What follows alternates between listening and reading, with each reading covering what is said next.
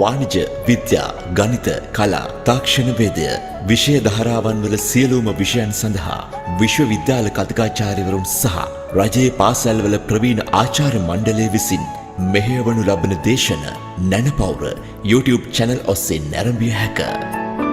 ඉදිරි දේශන දැනගැනීම සඳහා නැනපවුර YouTube channel subscribe කරන්න. දැයි දූ දරුවන්ගේ අනාගත ජයග්‍රහණයට.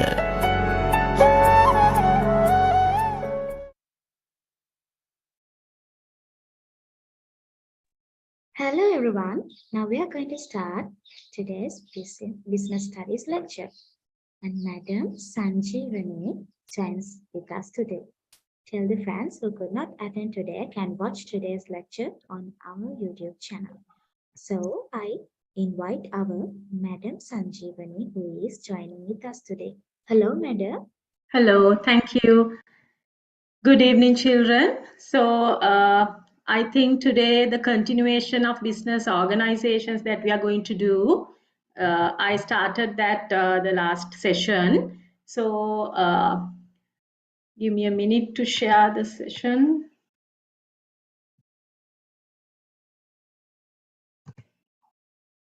All right. So I think today that we need to start from cooperatives. Okay.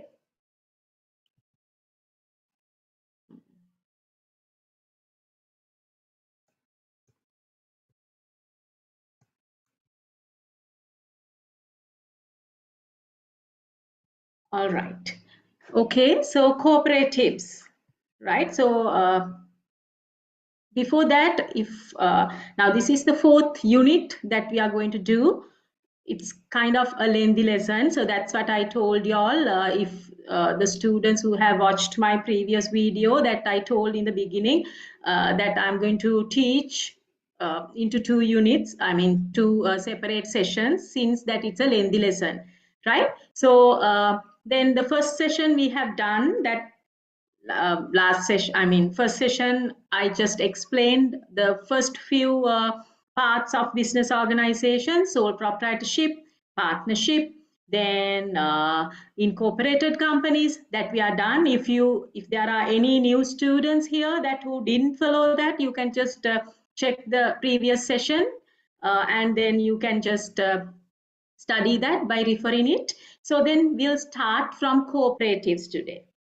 Okay, so now here the cooperatives, it is an autonomous association of people, right? So they have now number of people, they got together and with the common economic, social and cultural need, they have joined and democratically controlled, right? So this enterprise is democratically controlled. So this is the definition given there for cooperatives, right? So the International Cooperative Alliance. All right.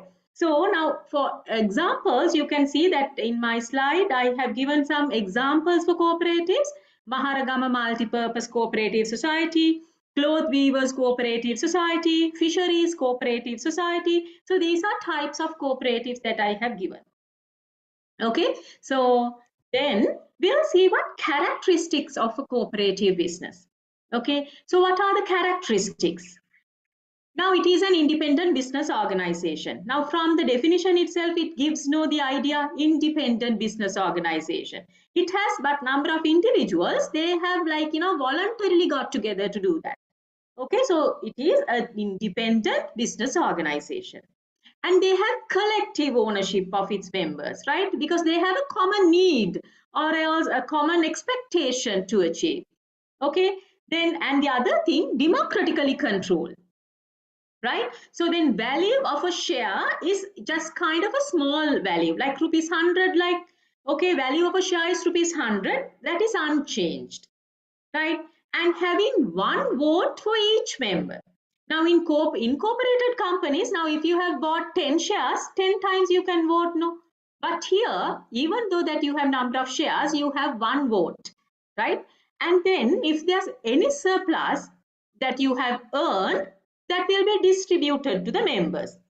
Okay, and according to the value of the transaction that each member has done, right? So then any surplus, anything extra that is earned will be distributed among members. And the profit also, it is not an initial objective, right? So these are non-profitable things. Profit gaining is not an objective of these cooperatives. Okay. So once again, these are the characteristics. It is an independent business organization and it consists of group of individuals who have got together voluntarily, and they have collective ownership, right? And they have common expectations, democratically controlled, value of a share is unchanged, and one vote for each member. And if there's any surplus, that will be distributed to the members according to the value of the transaction each member has performed, right? And the profit making is not the initial objective. So these are the characteristics of a cooperative business. So since that we are doing this, I'll tell you, so our ultimate target is to write the A-level paper. No? So if they ask the characteristics of cooperative business, don't write the characteristics of cooperative shops, right? So these are the mistakes that the students do. When they ask characteristics of cooperatives, they write the characteristics of cooperative shops, right? Because now it is open for these type of people and it is open these hours. So don't write these characteristics, right? Considering to a shop. So they are asking, if they ask the characteristic of cooperatives, so that's the business that they ask, right? Okay. Then cooperative policies. There are certain things called cooperative policies, right? Now the cooperative policies, they have stated at the General Assembly of the International Cooperative Alliance held in Manchester, right? So they, at that time only, they have come up with these policies, right? When? In 1995, where? At the Assembly of International Cooperative Alliance in Manchester. Okay, so these are cooperative policies. So these are some of the common questions that they ask, right? So to name some cooperative policies stated at the General Assembly of International Cooperatives Alliance, right? So what are the cooperative policies? Because these policies will never change. Now these are the policies that you need to adhere to, right? Voluntarily and open membership, okay, and democratic control of members, member economic participation, autonomy and independence, cooperative education, training, provision of information, and cooperation among cooperative regionally, nationally, and internationally. And they concern for the community. So these are the policies stated at the Assembly of International Cooperative Alliance, right? Then what are the benefits of cooperative societies? Now, what are the benefits? Now we discuss and we study about cooperatives. So what are the benefits of having these cooperative societies? Now these are the benefits. 10 people, small number of people can get together and they can start up a cooperative society, right? And with the low investment, they don't need a high capital, right? They need a low investment for that. Okay, the existence of democratically controlled,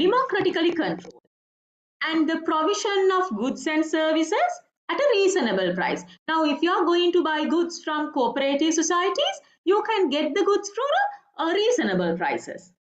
Okay, and you can engage in different types of business activities in that field as well. Okay, so like there are cooperative hospitals now, cooperative insurance, okay, and then engaging in activities with mutual cooperation. They have mutual understanding, mutual cooperation, right? And if there's any surplus gained by the society, that will be distributed among the members.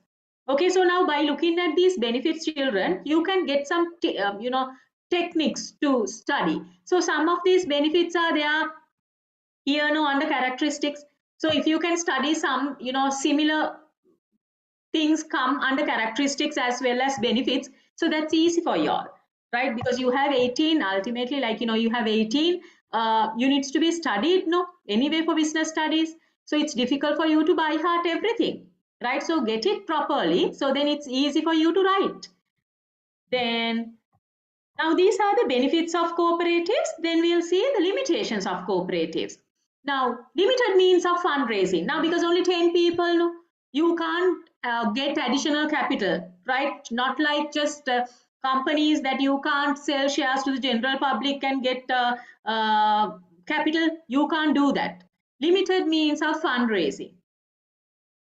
And there are cooperative policies, as I told you, so that you have to restrict to those cooperative policies, right? And then if you consider about cooperative outlets, they are opened only for limited time, right? If you take corporate now, other supermarkets, Cargills and other kind of supermarkets, you can see till 11 o'clock, till 10:30, 11, they are open. But these cooperative, Coop cities and stuff, so they are closed, like, they will close the shops like 6:37, right? They don't open the shops till late night. Okay, so only for a limited hours that they have the shop open for public. Then public sector interferences also there, right? The government interference is also there. And credit sales do not take place. You can't take, sometimes they don't accept credit cards even, right? They don't have that new technology with them. Okay, and most probably the board of management will be inefficient because they are elected by voting. Okay, that is also there. All right, then these are the limitations of cooperative societies. Then what are the, now if you are going to start up a cooperative, what is the procedure to be followed when you are registering cooperative societies? Now, throughout this lesson, we were discussing about business organizations, the types of business organizations. So there are certain procedure that you need to follow when starting a sole proprietorship, when starting a partnership, when starting incorporated companies. Right now here, when you're starting a cooperative society, this is the procedure that you need to follow. What is it? This is registered under Cooperative Development Commission. Now see, these are the things that you need to get properly. Under whom that you are going to register the cooperative society? Under Cooperative Development Commission. Okay, so of the Cooperative Development Department. Okay, and what is the act relevant for this? Number 5, 1972. Okay, so this is, under the Cooperative Development Commission of the relevant provincial council. This is the procedure to be followed when registering cooperative societies. Okay, now in order to get a cooperative society registered, any 10 people above 18 years can apply. Right? So if you're above 18, you can apply to be the part of this cooperative society. 10 people, they will choose, right? And they will apply to the Cooperative Development Commissioner together with the following things. What are the things? Application form, you should submit 2 copies of the interim constitution, feasibility report of the proposed economic activities, the minute of the general meeting at which the resolution of the registering of cooperative society was approved.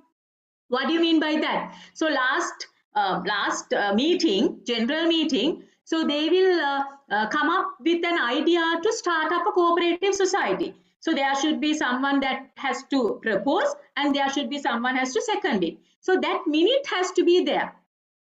Okay, a certificate ascertaining that all those who have signed the application form have paid their membership fees and that this fees is under the custody of the working committee, right? And along with this, a route map giving directions to the address of the society. If you are going to locate in some area, so that you have to give the route map by giving directions to that society.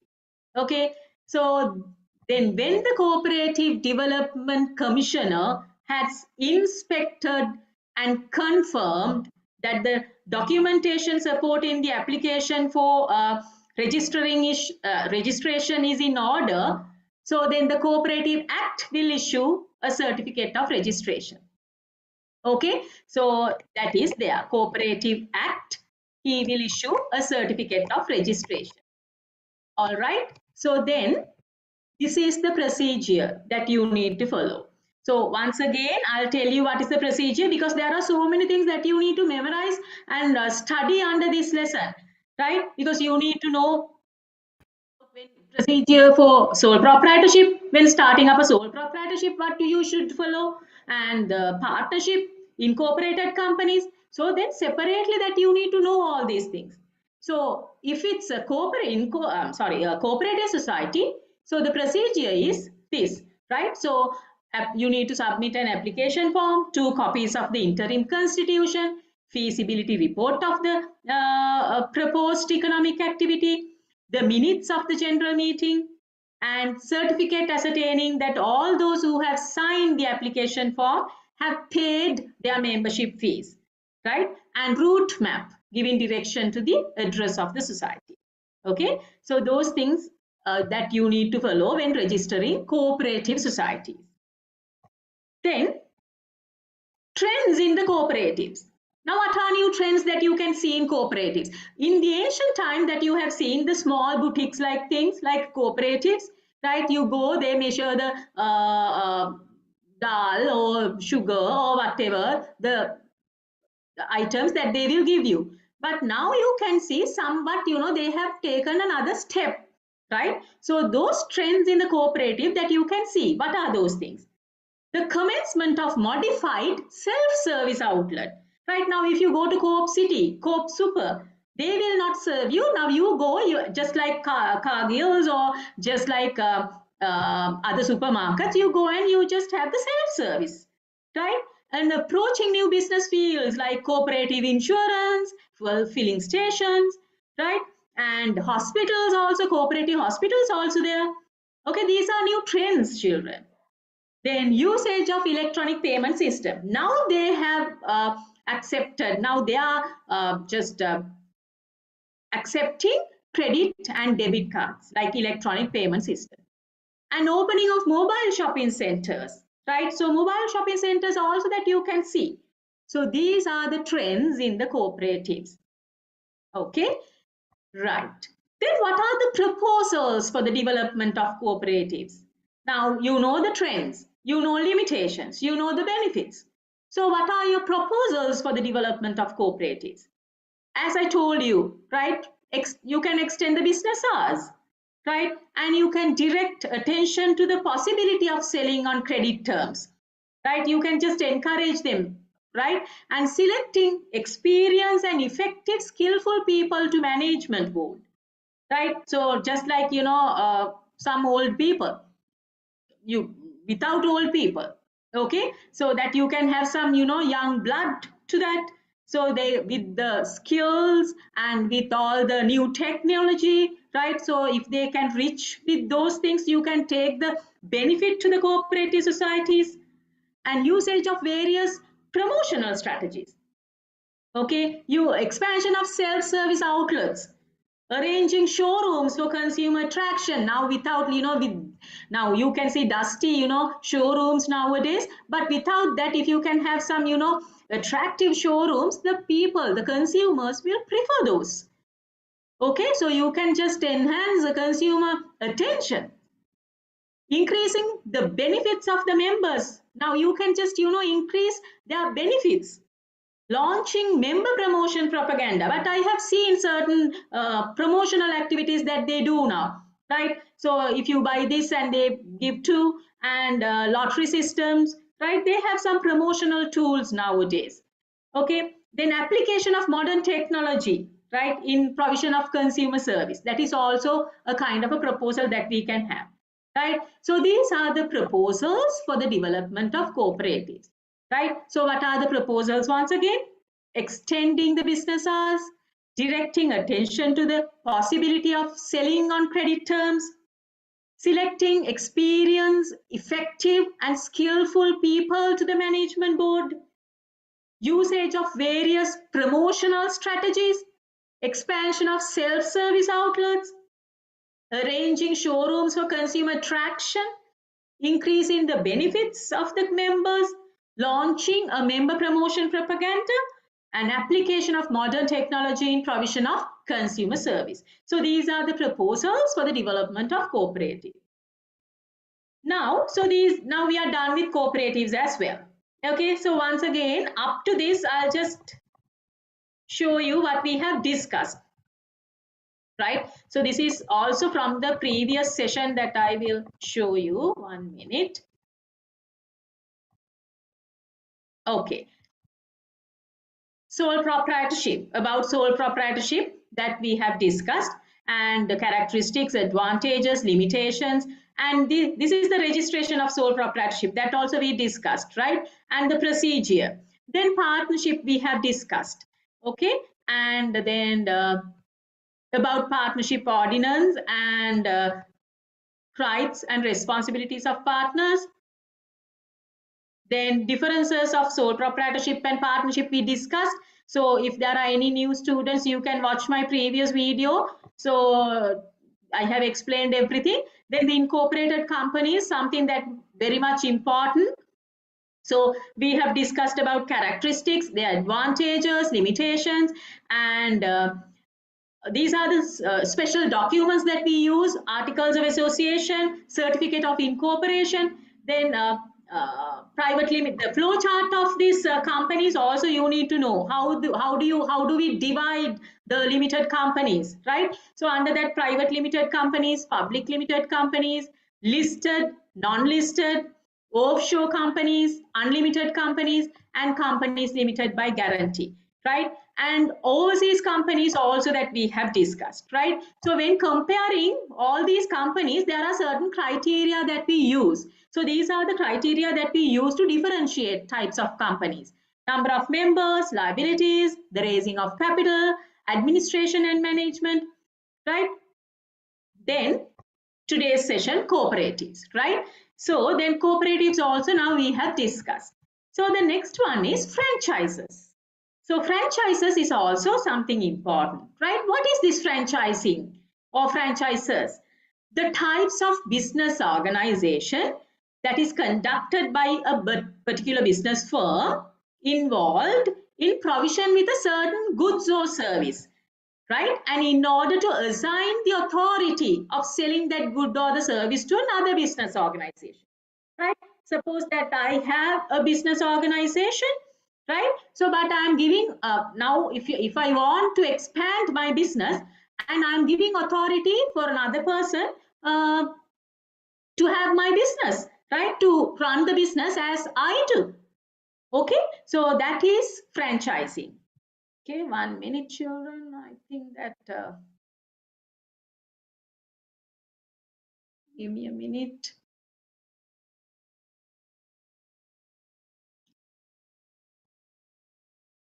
Right, so this is franchising. Then two main parties of franchises. Now, when you're learning about franchising or the franchises, there are two main parties that you need to know: franchisor and franchisee. Okay, franchisor and franchisee. So who is franchisor? It is the franchising company that permits the franchisee to market the product under its brand name. So if I am the main company, right, if I am the franchisor, I can allow my business for you to have under my control, right? So by using my trade name, trademark, right? So everything that you can follow, and you can have the business as that I do, right? That's the franchisor. The person who's running the business as it is, and person who's getting the permission to run the business, is known as franchisee. Okay, so who are the two main parties? Franchisor and franchisee. Who is franchisor? Franchising company that permits the franchisee to market the product under his brand name. So franchisee is the organization that receives permission from the franchisor to run the business. All right, so before doing the lesson, you need to know these two parties, because after that I don't mention other terms that I use franchisor and franchisee. So at that time you need to know who the franchisor is and who the franchisee is. Then now we'll see some examples. McDonald's is the franchisor, right? So who is the franchisee? Abans Restaurant. Here, who is the franchisee who is running the business as McDonald's? Abans Restaurant. KFC, Cargill's. Pizza Hut is the franchisor. Who is the franchisee? Gamma Pizza Craft. Okay. Then franchise agreement, something very important. So if you're going to have a franchise business, you need to have franchise agreement. What is it? The agreement between the franchisor and the franchisee at the commencement of the franchise business, right? That's the kind of an agreement, right, having between franchisor and franchisee. So under this agreement, the franchisee receives permission to use franchisor's trade name, logo, and brand. All right, this is franchise agreement. What is the support services provided by the franchisor to the franchisee? Now, if I'm the franchisor, I can support you. Now, you are the franchisee. So, right, I can support you. What are the services that I can provide you? Granting permission to use the trade name. I can grant for you to use my trade name, right? I can provide management training. I can provide marketing assistance. I can provide financial assistance.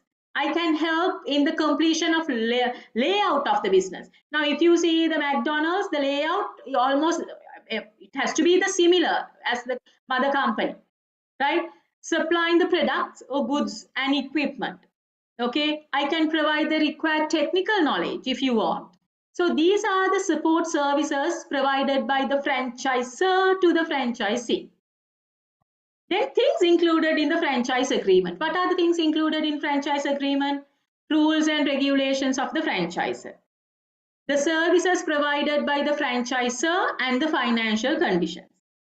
The initial payment that the franchisee should make and the details of the monthly royalty payment. So every month you need to send the royalty fee to the franchisor.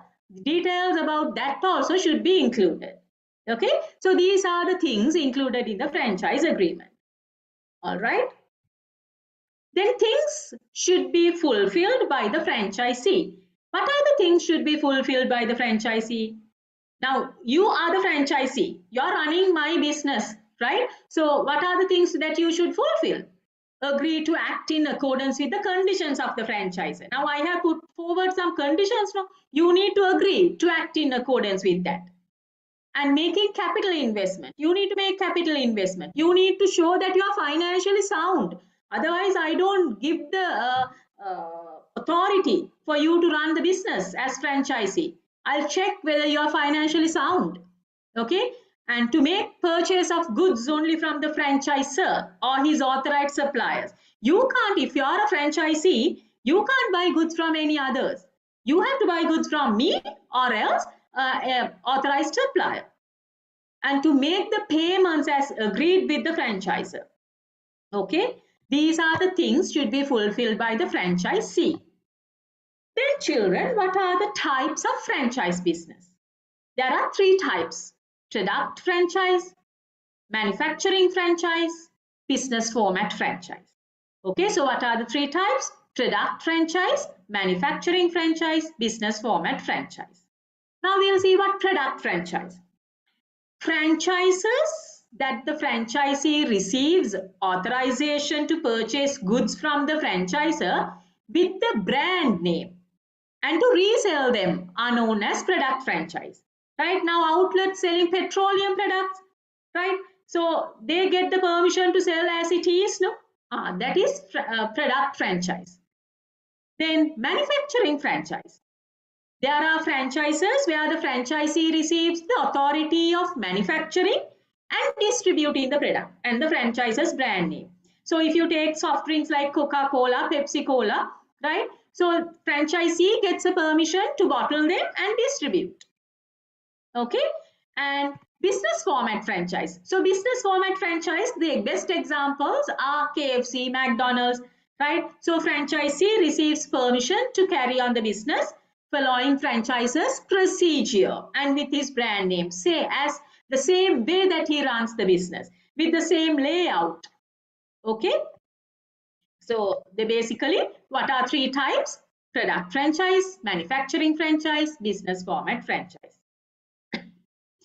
Then benefits of franchise business to the franchisor. Now, if I am the franchisor, what are the benefits that I may gain by having a franchise business? What is the main benefit? I can expand my business without further investment because you do that for me, no? right? Because you are a franchisee, you do that because your initial capital, right? So I can expand the business without further investment. And I can share the cost of advertising with the franchisee, right? So when I'm advertising, I can just share the advertising cost with you. Ability to obtain returns from the investment of the franchisee. Return also I get no loyalty fee, right? Ability to obtain spontaneous returns with the franchisee's efficiency. Being nourished by the franchisee. Okay, so these are the benefits of the franchise business. Then what are the benefits of franchise business to the franchisee? Now for you, right? What are the benefits that you gain? You can acquire a large market niche from the goodwill of the franchisor, right? So if I have a good reputation for my business, if the goodwill is high, right, you can get that advantage because you don't want to, you're getting a ready-made business no anyway, right? So you don't want any initial investment to, for the advertisements, right? Because it is already known by people. Okay, so that is one advantage that the franchisee will receive. Decline in the tendency to be unsuccessful. It is already a steady steady business. So then it is very much unlikely for the unsuccessfulness. Publicity being convenient because of a popular trade name. And ability to get management training from the franchisor. If you are not that much good in management, you can get the training from that franchisor.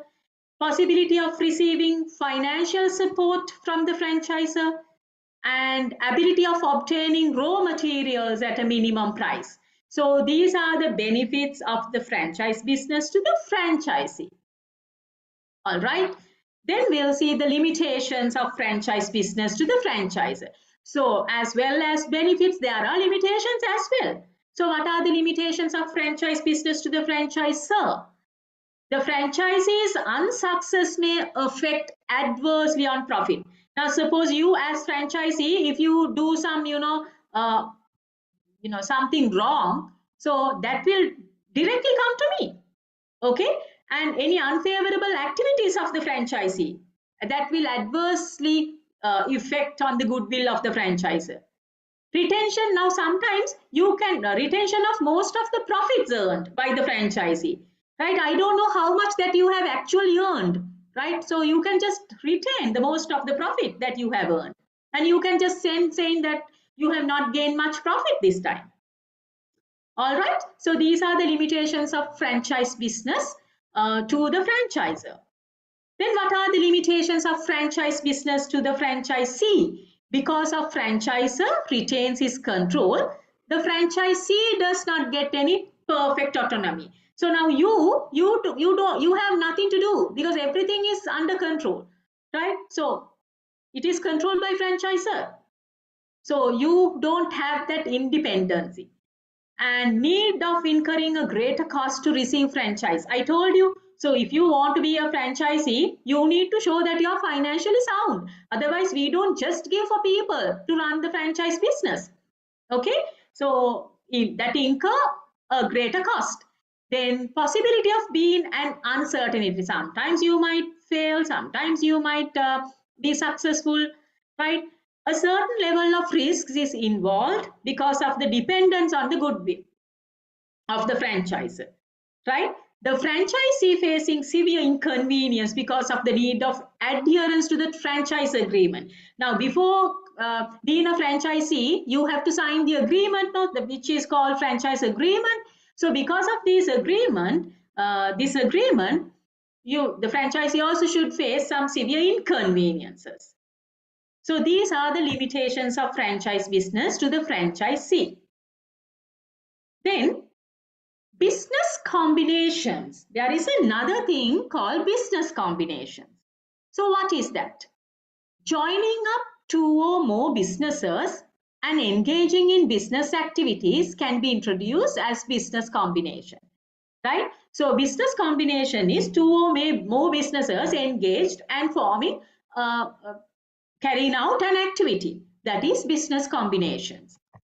There are two types of business combinations, children. right? First one, merging. What do you mean by merging? Merging and acquisition. These are the two types. So we'll see what merging is. Two or more companies are converted into single business entity.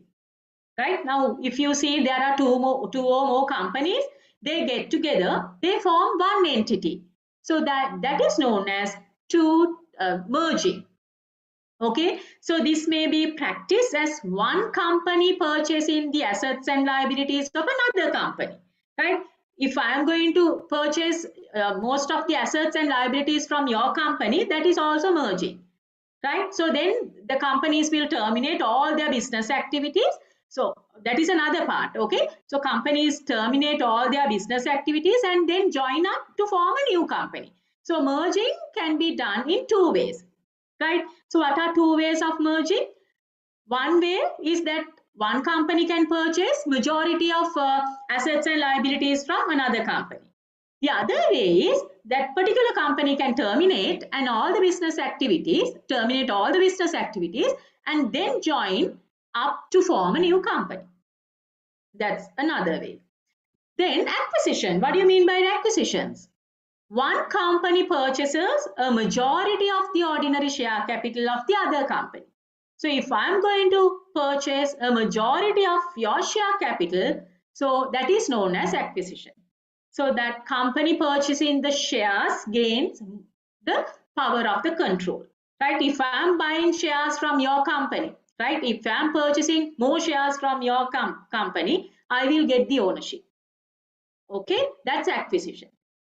Then three ways of business combinations through amalgamation or acquisition. Now, business combination can be acquisition or amalgamation. So from these ways that you can have business combination, and there are another ways that you can have. There are three ways of business combination, right? Horizontal, vertical, conglomerate. Okay, horizontal, vertical, conglomerate. So what is horizontal? Horizontal, you know what is horizontal? No, horizontal is from left to right or right to left. That is horizontal. Okay, so that means similar business entities. Okay, so parallel, no, the combination of two or more businesses engaged in similar business activities is known as horizontal combination.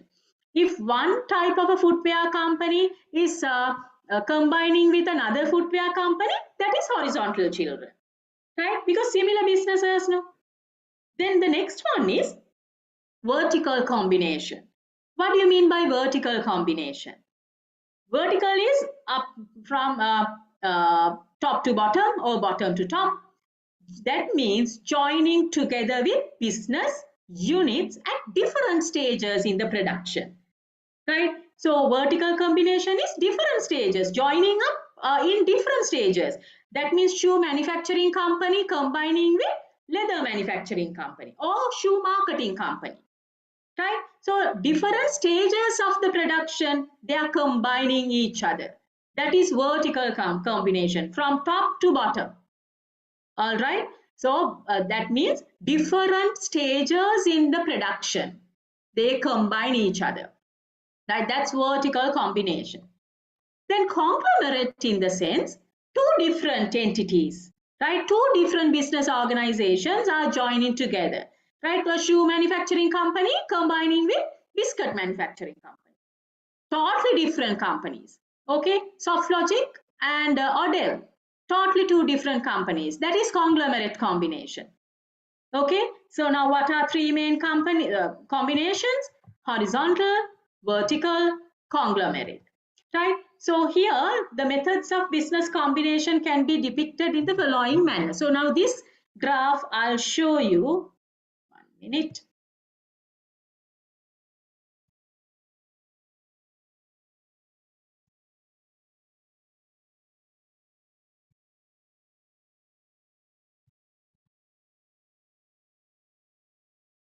All right. Now here, now these are now in this following graph, you can see all three combinations, right? Now, first one, vertical combination, second one horizontal, third one conglomerate. Vertical in the sense, now you can see timber suppliers combining with furniture manufacturers, and furniture manufacturers combining with furniture sellers, right? So this is vertical combination, right? Different stages of the production. Now you can see suppliers, manufacturers, sellers, right? So different stages of the production, they combine each other.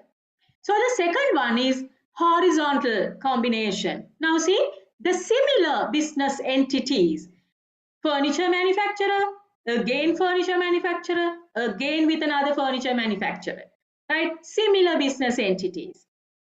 Then conglomerate combination. That means different, totally different companies. Now here you can see furniture seller is combining with bakery products, right? Bakery product manufacturer, right? So bakery product manufacturer is combining with furniture seller, right? That is conglomerate, right? Different types of companies getting together. So these are three main combinations, okay? Vertical combination, horizontal combination, conglomerate combination, okay? So wait, I'll get back to the, all right. So then, now we'll see. Now franchise business also we are done. Okay, so now in today's session we discussed cooperatives, now franchises, now the public sector enterprises. So what are these public sector enterprises? All the business entities carried out and controlled by the state or the government or the local authorities are known as state sector or public sector enterprises. Businesses are carried out by the public sector for the benefit of the general public, right? So without fully privatizing, right? So government has the control over these business, right? That because to give welfare, okay, to protect the businesses, okay? So these are public sector enterprises. Then what are the reasons for the state sector to involve in business activities? Why do you think the government or the state sector, they involve in business activities? Why is it? To control the pricing levels, children. Otherwise, if there's in like monopolistic situation, if or else fully privatized businesses are there, they can increase the prices as they want. Now, if the government has the control over those businesses, they can have a minimum price level. Okay, so basically to control the pricing levels in the market. Okay, so that is one reason for the state sector to involve. And the other one to prevent the emergence of monopolistic firm, right? So if only one seller in the market, that is the monopolistic. So the situation, so it is not that much good to a country. So if there's only one seller, so he can sell the product if he wants according to his prices. So no other competitors. So that is a threat. Okay, so then to prevent that emergence of monopolistic firms, also the government interferes, right? And to engage in business fields that are needed for national defense, right? They will never privatize the defense, children, right? That because of the security threats, right? So to engage in business fields that are needed for national defense, also that the state sector involves, okay? And to provide the essential goods and services to the general public, right? There are certain essential goods at reasonable prices that they can provide. So if they see now the other companies, other business organizations, they just, you know, cheat and they just hide the stocks, and if they try to charge high prices, the government can interfere, right? And they can control the prices, and as well as they can provide essential goods to the consumers. And to minimize the wastage of natural resources, right, through proper governmental planning and control of business, right? Then they can minimize the wastages of natural resources. And to maintain non-profit making large-scale projects that the private sector does not wish to engage. If now the private sector, normally they don't touch the business unless they gain a profit over it, right? Now if they see that this project, it is if it's a non-profitable business and they don't care to start up, right? So in that case, the state sector should be there to involve in business activities to carry out those non-profitable, non-profit making large-scale projects, right? So these are the reasons for the state sector to involve in business activities. Then children, there are different categories of state sector business organization. So under this, that we'll be learning state corporations, or else you can say statutory board, government departments, state companies, businesses under the provincial council and local authorities. Okay? State corporations, government departments, then state companies, then businesses under provincial councils and local authorities. Okay? Sorry. So these are the different categories of state sector business organization. So now we'll see the characteristics of state corporation, right? That's the first thing. That is established under a special or general act. Okay, it has a legal entity. Full ownership or major ownership being with the government possession, right? So government has the major ownership or large part of it.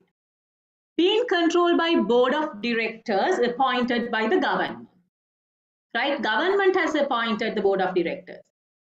Capital is generated through government loans or a reinvestment of dividends, okay, and contribution of general public to debt capital.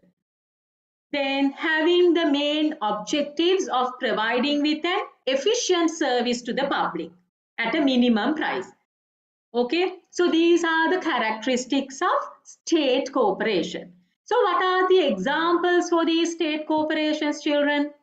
Sri Lanka Transport Board, Mahaveli Authority, then Sri Lanka Rupavahini Corporation, Sri Lanka Petroleum Corporation, right?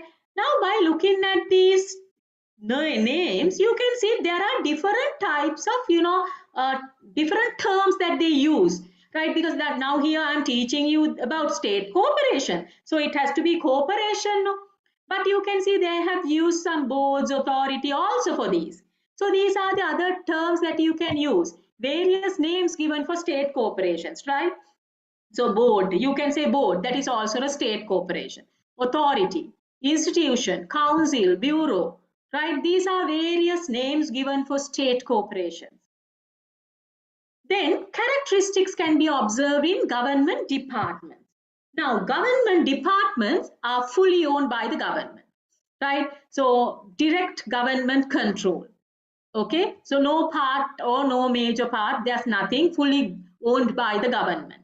All activities are subject to the establishment code, financial regulation, and government policies, right? So there are certain government policies that you need to adhere to those. Most probably there are organizations involved in the provision of services, right? Most of these departments, they provide services, provision of services, education, health. So even though a department does not have a legality, it doesn't have a legal personality, it is necessary to present itself to the law in the official name of the head of the department. So if someone has filed a case against you, your department, if you are the head of the department, you go as the head of the department, right? So from the official name only you have to go. Then allocation of necessary funds through the annual budget. So how do they get the funds? Through the annual budget, right? Then now here these are the examples that I have given for these departments. Education department, agriculture department, health department, department of government railways. Okay, then characteristics can be observed in a state company. What are the characteristics that you can see in state companies? Being a company incorporated under Companies Act as a public limited company. So now here, these companies, under the companies, they can be incorporated under the Companies Act as a public limited company, right? So excess of 51% of the total capital belongs to the state organization, right? These are the two characteristics that you can see. So excess 51% of the total capital belong to the state organization, and it is incorporated under Companies Act as a public limited company, right? So what are the examples for these state companies? Sri Lanka Insurance Company Limited, Lanka Phosphate Company Limited, Sri Lanka Telecom, Litrogas Limited, State Trading Company. So these are the characteristics and these are the examples for state companies. So companies under the control of a local authority should have the following characteristics. What are the characteristics of the companies that have under the local authorities? They maintain under the provincial council, urban council and Pradeshiya Sabha. Then ownership being with the respective local government, right? So local government authority.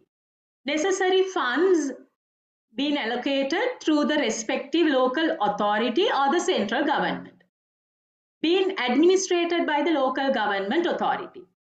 Okay, so these are the characteristics of the companies that are under local authority.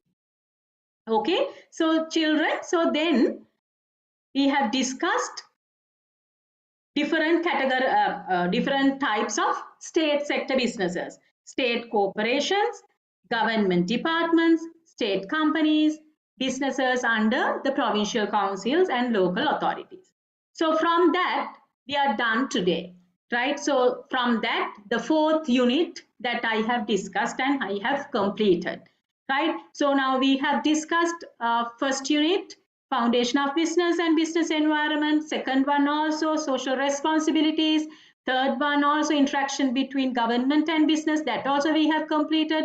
Now this is the fourth unit, right? Business organization. So that we have completed. So if you are going through these videos, just check. So business organization is the unit that I have divided and done, and even the first lesson also I did in the same manner, right? So if the lesson is too much and if it's too lengthy, so I divide that and I take 2 sessions or 3 sessions to do that, right? So when we just do like grade 13 lessons like management and operations management and other management lessons, so I need to take 3 sessions to complete 1 unit. Okay, so that's the nature, children, right? So otherwise it's difficult for you to grasp everything, if I do everything together, right? So then we need to do little by little in that manner.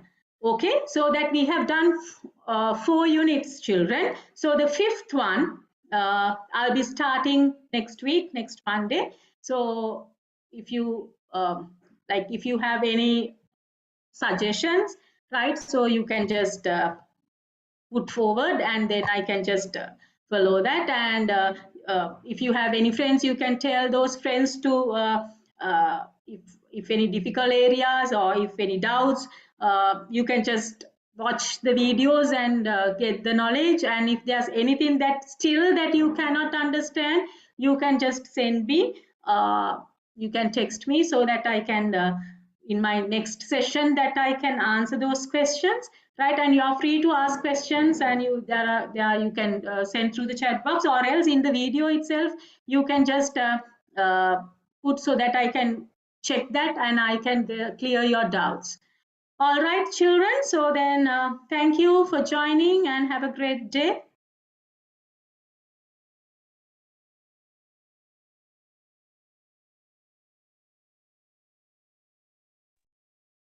Thank you so much, madam. Also, I must say that our children can watch the earlier lectures from our Nanapower YouTube channel. And those who are not yet joined to our WhatsApp group can click the link on our YouTube channel and join to our Telegram group, and then you can find out WhatsApp groups links, because we are sending links to our WhatsApp groups. And don't forget to subscribe our Nanapower YouTube channel. Once again, we thank our Madam Sanjeevani for joining with us today. We invite our lovely children to continue to be together with Nanapower. Then we will meet again with another lecture. Thank you.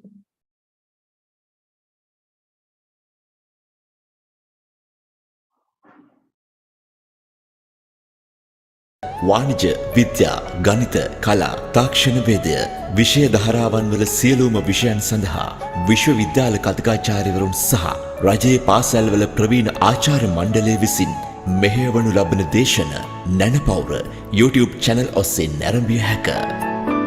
ඉදිරි දේශන දැනගැනීම සඳහා නැනපවුර YouTube channel subscribe කරන්න. දැයි දූ දරුවන්ගේ අනාගත ජයග්‍රහණයට